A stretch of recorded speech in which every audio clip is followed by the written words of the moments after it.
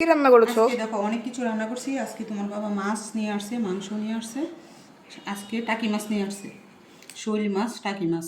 এই দেখো শৈল মাছ, আর রয়েছে টাকি মাছের ভর্তা, কাঁচামরিচ ধনিয়া পাতা দিয়ে ভর্তা বানিয়ে নিলাম, মাছের ভর্তা। এটা খেয়ে দেখবা কেমন হয়েছে। আর এটা শোল মাছ, এই দেখো শোল মাছের পিসগুলা।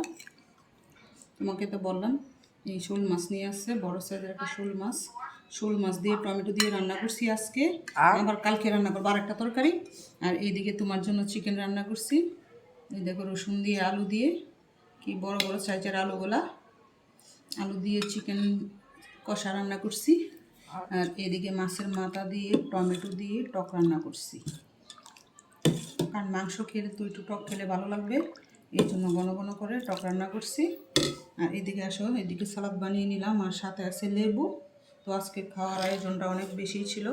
সবাই কমেন্ট করে বলবে আমার পরিবারের রান্নাগুলো কেমন হয়েছে।